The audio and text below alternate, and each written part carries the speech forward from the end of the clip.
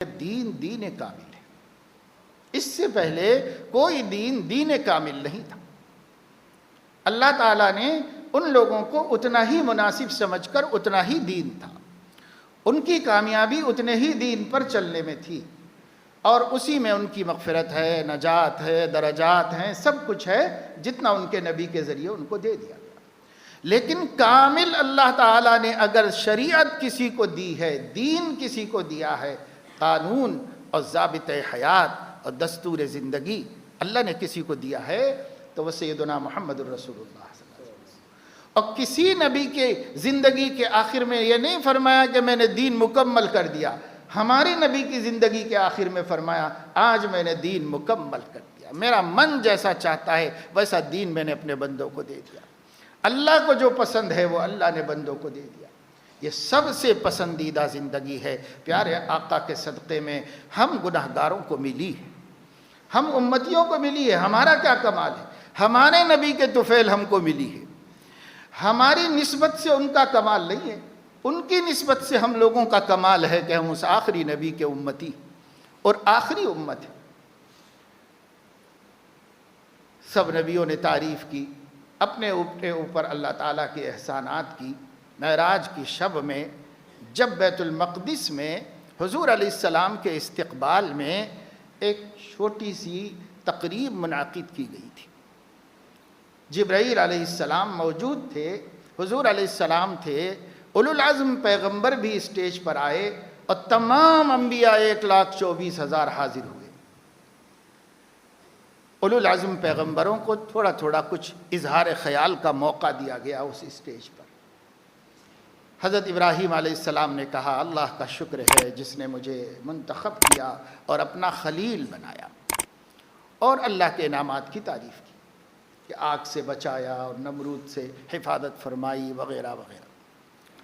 موسیٰ علیہ السلام نے اپنی تعریف کی، اللہ نے جو ان پہ انعام فرمایا تھا۔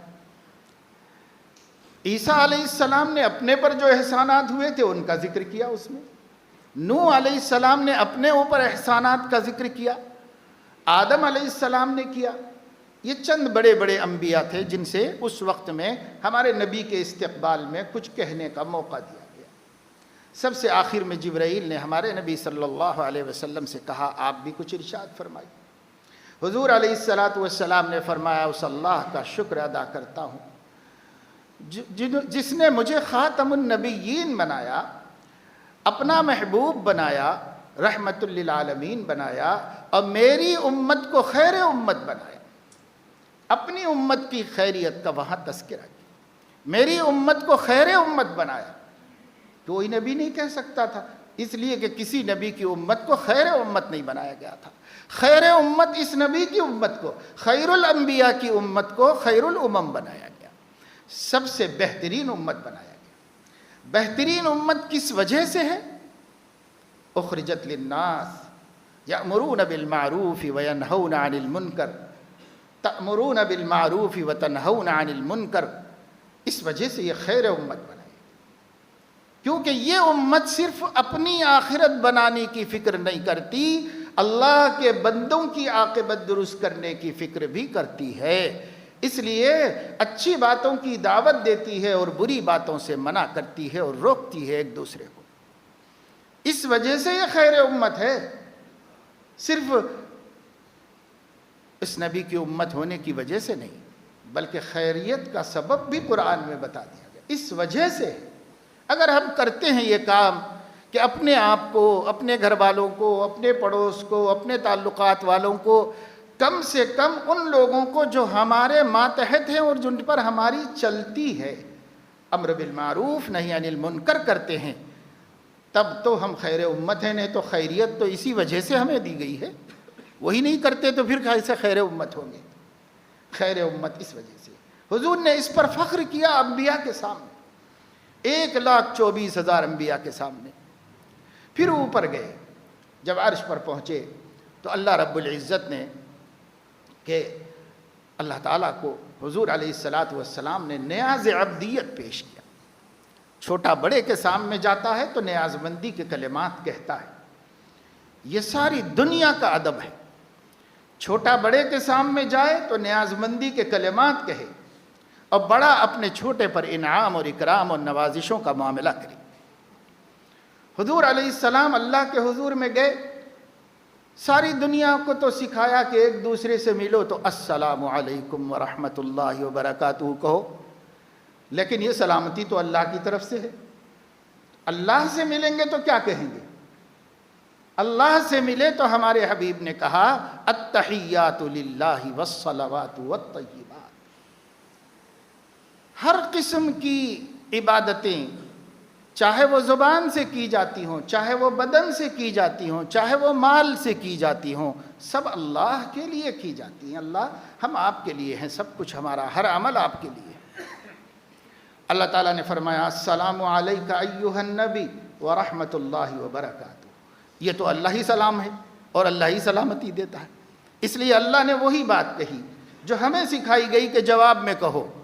اللہ کے نبی صلی اللہ علیہ وسلم نے، مگر اللہ کے لیے سلام نہیں تھا، اس لیے تحیہ نبی نے یہ پیش کیا التحیات للہ والصلوات والطیبات، اور چونکہ نماز مومنین کی معراج ہے اس لیے ہمیں بھی یہی اللہ سے مخاطبت کے ہدایت دی گئی، اور اس سنت کے ذریعے ہماری عزت بڑھائی گئی کہ ہم بھی اللہ سے ایسے ہی مخاطبہ کرتے ہیں جب نماز کے اخیر میں بیٹھتے ہیں، تشہد میں بیٹھتے ہیں۔ التحیات للہ والصلوات والطیبات، نبی نے کہا، اللہ نے فرمایا السلام علیک ایھا النبی ورحمۃ اللہ وبرکاتہ، نبی ہماری بارگاہ میں آئے ہو، میری سلامتی، میری رحمت اور میری برکتیں آپ کے اوپر ہوں۔ اللہ کے نبی صلی اللہ علیہ وسلم کو اس وقت بھی امت فراموش نہیں ہوئی، امت کو یاد رکھا اور عرض کیا السلام علینا وعلی عباد اللہ الصالحین، اللہ پاک آپ کی یہ سلامتی میرے اوپر بھی، ہم نبیوں کے اوپر بھی، اور آپ کے سب نیک بندوں کے اوپر۔ یہاں صالحین سے مراد مومنین ہیں، عباد اللہ المومنین، سارے ایمان والوں پر آپ کی سلامتی، سارے ایمان والوں پر آپ کی رحمت۔ غرض یہ ہے میرے دوستو، یہ ہمارے نبی ہیں جنہوں نے ہمیں ہمیشہ یاد رکھا ہے، نہ فرش پہ فراموش کیا ہے، نہ عرش پہ فراموش کیا، ہر جگہ اپنی امت کو یاد رکھا ہے۔ 1.25 لاکھ انبیاء میں کسی کو اس خاص موقع پر اپنی امت یاد نہیں آئی، ہمارے نبی کو ہماری امت یاد آئی۔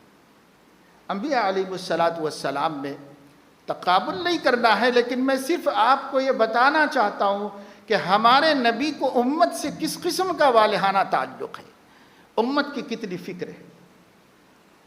یہ فرمایا کہ کوئی جوتا پہنے تو بھائی جھٹک لو اس کو، اس لیے فرمایا کہ ایک دفعہ آپ نے موزہ پہننا چاہا تھا تو ایک چیل نے جھپٹ کے اٹھا کے لے جا کر اوپر سے پلٹا تو اس کے اندر سانپ کا بچہ تھا، وہ گر گیا۔ آپ کے ذہن میں آیا کہ اپنی امت میں کہیں کوئی ایسی غفلت نہ کرے اور کہیں میری امت کو کوئی کیڑا ڈس نہ دے، کوئی تکلیف نہ پہنچ جائے۔ ایک ماں جتنا سوچ سکتی ہے اپنی اولاد کے بارے میں تکلیف سے بچانے کا، اس سے کہیں زیادہ ہمارے نبی صلی اللہ علیہ وسلم نے ہمیں دنیاوی تکلیفوں سے بچانے کا سوچا ہے۔ آخرت کی تو بہت بڑی بات ہے، دنیا کی تکلیفوں سے۔ کوئی آدمی اپنے گھر کی اس چھت پر نہ سوئے جس کے منڈیر نہ ہو، بالکونی نہ ہو، ایسے پہ نہ سوئے۔ کیوں فرمایا مبادا نیند میں تم گر جاؤ اور ہڈی پسلی ٹوٹ جائے؟ تو کیا ان کا کام تھا؟ کیا وہ نبوت ہے کہ ہمیں سکھانا؟ وہ نبوت نہیں، لیکن نبی کی شفقت ہے اپنی امت کے اوپر، وہ سکھا رہے کہ ایسے ایسے کام مت کرو، ہر مشقت کے کام سے بچایا۔ یہاں تک فرمایا میرا جی یہ چاہتا ہے کہ ہر وضو یا ہر نماز کے لیے مسواک کو لازم کر دوں، لیکن امت کو مشقت ہو جائے، امت کو مشقت ہو جائے، اس لیے حضور علیہ السلام نے لازم نہیں کیا، سنت رکھا، سنت بتایا۔ حضور علیہ السلام نے فرمایا، ایک آدمی نے کہا کہ کیا رسول اللہ کیا ہر سال حج فرض ہے؟ خاموشی اختیار کر، لیکن جب حکم 1 سال زندگی میں ایک دفعے کے لیے مکمل ہو گیا تو بعد میں فرمایا دیکھو مجھ سے غیر ضروری سوالات مت کیا کرو، اگر میں ہاں کہہ دیتا نا اس وقت تمہارے سوال کے جواب میں تو اللہ کو بھی یہ عمل پسند ہے، نبی کو بھی پسند ہے، تم لوگ بھی بہت پسند کرتے ہو، اگر میں ہاں کہہ دیتا اور اللہ ہر سال فرض کر دیتے تو تم تو کر لیتے، لیکن بعد میں آنے والے لوگوں کے لیے یہ مشقت کا سبب ہو جاتا۔ کیسے کرتے؟ دنیا بھر سے لوگ کیسے آتے ہر سال اور کیسے حج ادا کرتے؟ اس لیے مشقت کی وجہ سے حضور نے روک دیا۔ خلاصہ یہ ہے کہ ہمارے نبی کے بارے میں قرآن مجید میں اللہ تعالیٰ نے فرمایا لَقَدْ جَاءَكُمْ رَسُولٌ مِّنْ أَنفُسِكُمْ عَزِيزٌ عَلَيْهِ مَا أَنِتُّمْ عَزِيزٌ عَلَيْهِ مَا أَنِتُّمْ، بہت شاق ہے ان کے لیے تمہارا مشقت میں پڑنا، ان کو نہیں گوارا ہے تمہارا مصیبت میں پڑنا، مشقت میں پڑنا، تکلیف میں پڑنا۔ حریص علیکم بالمؤمنین، اور ان کے دل کی امنگ یہ ہے کہ ساری انسانیت ایماندار ہو جائے اور جہنم کے عذاب سے بچ جائے۔ رؤوف رحیم، بڑے مہربان ہیں، بڑے نرم دل ہیں۔ یہ حضور علیہ السلام کی شان بیان کی گئی ہے اور وہ ہمارے سامنے۔ تو حضور صلی اللہ تعالی علیہ وسلم نے بہرحال امت کے لیے اس آیت کے نزول کے بعد یہ خوشی کا اظہار فرمایا، سب صحابہ کرام کو سنایا۔ قرآن میں یہ آیت موجود ہے، ہم پڑھتے سنتے ہیں، لیکن ہم نے اس کو بڑی نعمت نہیں سمجھا۔ بڑی نعمت یہودیوں کو سمجھ میں آیا، کاش ہماری کتاب میں اترتی ہوتی تو ہم قدر کر کے بتاتے۔ کرتے نہ کرتے وہ الگ بات ہے، لیکن مسلمانوں کو تانا دینے کے لیے ہی صحیح یہودیوں نے کہا، اور حضرت عمر نے رد کر دیا اور اس کے تانے کو مسترد کر دیا اور کہا کہ ہم کیا بناتے جی، عید اللہ نے ہی عید کے دن اتارا ہے، اور وہ ہمیشہ جمعے کا دن مومنین کی عید کا دن ہے، اور یہ آیت اسی دن نازل ہوئی ہے۔ ہم ہر سال ہر ہفتہ جمعے کے دن خوشی مناتے ہیں۔ خوشی منانے کا سبب ایک یہ بھی ہے کہ یہ سید الایام ہے اور یہ اللہ کے نزدیک سب سے محبوب دن ہے، اور ایک سبب یہ بھی ہے کہ اس دن اللہ نے ہمارے دین کو ہمارے لیے مکمل کر دیا ہے، اس وجہ سے بھی ہم مناتے ہیں۔ تو اس وجہ سے ہمیں چاہیے کہ اس دین کی اہمیت کو سمجھیں، قدر کو سمجھیں، اور اپنی اولاد کو بار بار سمجھائیں کہ بیٹا ساری دنیا مل جائے تو کوئی وقت نہیں ہے اس کی، اللہ کی نظر میں مچھر کے پر کے برابر بھی نہیں ہے، تو کیا اس پہ فخر کرے گا اور کیا ہم اس پر غرور کریں گے؟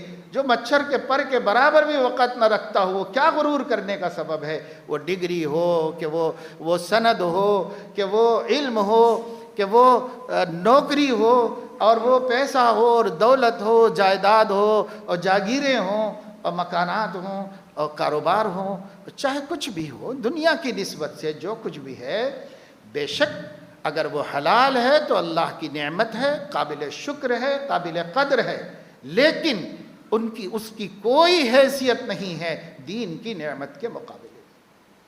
سب سے قیمتی اگر کوئی دولت ہے تو وہ دین ہے، سب سے بڑی عزت ہے تو دینداری کی عزت ہے، سب سے بڑا کوئی مقام ہے تو دین کا مقام ہے، سب سے بڑا کوئی اقتدار اور کوئی کرسی ہے تو وہ دین کی ہے، اور سب سے بڑی کوئی شہرت ہے تو وہ دین کی ہے، اور دین سے بڑی کوئی چیز اللہ نے نہیں اتاری اس دنیا میں، کوئی چیز نہیں اتاری۔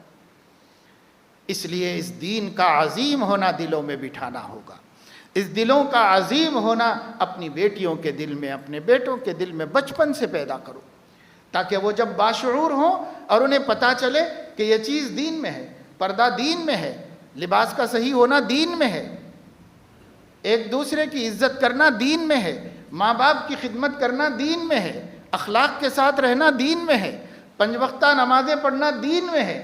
جب ان کو پتہ چلے گا یہ دین میں ہے، یہ دین میں ہے، دین میں، چونکہ دین ان کے دل میں عظمت کے ساتھ بیٹھا ہوا ہے، تو جو دین میں ہوگا اسے وہ نہیں چھوڑیں گے، اور جو دین میں ہوگا اس سے وہ علیحدہ نہیں ہوں گے، ان کو تکلیف ہوگی، یہ دین ہے، یہ ہماری سب سے بڑی دولت، اور اس کو چھوڑ دوں میں؟ ان کو سمجھ گا۔ ہم نے تو ان کو پیسے کی عزت سکھائی، دولت کی عزت سکھائی، ڈگری کی عظمت بتائی، ہر چیز کی عظمت بتائی، دین کی عظمت نہیں بتائی اپنے بچوں کو۔ بہت سے ماں باپ تو اللہ انہیں ہدایت و توفیق دے، ان کا حال یہ ہے کہ بچوں کو دین اس لیے قصدن نہیں بتاتے کہ بچوں میں دین کا رجحان ہو جائے گا اور جماعت سے نماز پڑھنے کا شوق ہو جائے گا، اور یہ ہو جائے گا، تلاوت کا شوق ہو جائے گا، ذکر کا شوق، بچوں کو اگر یہ شوق ہو جائے گا تو یہ اچھا نہیں پڑھیں گے، اچھا نہیں پڑھیں گے تو بڑے آدمی نہیں بنیں گے. اس لیے قصدن ماں باپ بچوں کو دین نہیں بتاتے کہ دین کیا ہے اور دین کی عظمت کیا ہے. قصدن نہیں بتاتے. میں جانتا ہوں شخصی طور پر ایسے ماں باپ کو بھی جو جان بوجھ کر بچوں کو روکتے اور یہ کہتے ہیں کہ وہاں پڑھ لے نماز، مسجد جانے کی کوئی ضرورت نہیں. قصدن روکتے ہیں. جن کے دلوں میں خود اسلام کی اتنی عظمت نہیں ہے، دین کی عظمت نہیں ہے، وہ اپنی اولاد کو کیا دین کی عظمت سکھائیں گے اور کیا ان کے پاس. اس لیے میرے دوستو بہت اہم بات ہے کہ ہم دین کو سمجھیں کہ دین ہے کیا اور دین کا مقام کیا ہے. وہ نہیں ہے تو کچھ بھی نہیں ہے، وہ ہے تو سب کچھ ہے. اس لیے اس کی طرف توجہ دینا چاہیے، دھیان دینا چاہیے، اہمیت دینا چاہیے اور اس کو اتنا چرچا کرنا چاہیے کہ ہمارے گھر میں پلنے والے ہر چھوٹے بڑے کے ذہن میں بیٹھ جائے کہ اگر کوئی چیز دین ہے تو اسے چھوڑا نہیں جا سکتا. دین ہے تو اس کی عزت ہے، اس کی عظمت ہے. اس کا فائدہ یہ ہوگا کہ جتنا عمل کر سکیں گے کر لیں گے اور جو نہیں کر سکیں گے اس پر نادم رہیں گے. اب تو گناہ کر کے فخر کر رہے ہیں، اللہ کی نافرمانی کر کے شان سے بیان کرتے پھر رہے ہیں. اگر دین کی عظمت ہمارے دل میں آئے گی تو کم سے کم شرمندہ تو رہیں گے کہ مجھے یہ نہیں کرنا چاہیے تھا، میں نے ایسا کیا.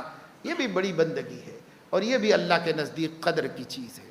اللہ تعالی ہمیں اس کی توفیق نصیب فرمایا. آمین. وآخر دعوانا الحمد.